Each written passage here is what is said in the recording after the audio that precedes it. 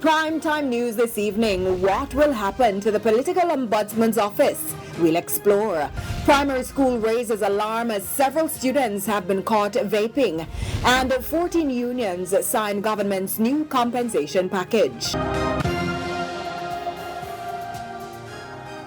Good evening and welcome to Primetime News, live on air and online at onespotmedia.com. I'm Herman Green. And I'm Janella Precious with a preview of what's to come in business news. Here's Andrea Chisholm. Well, Janella, today we have some stock market related news. A petroleum company is looking to list on the junior market of the Jamaica Stock Exchange. And I'll have that and more in the business day. Okay, and from business to sports. Karen, what do you have for us in sports this evening? Well, Herman, it's giving FIFA uncovered vibes as a former CONCACAF president and FIFA vice president. Jack Warner has lost his appeal to the Privy Council against extradition to the United States. The details in Primetime Sports later. There's also sports commentary, E-Prime, and weather in this newscast. But before the break, the feedback question. Our question this evening.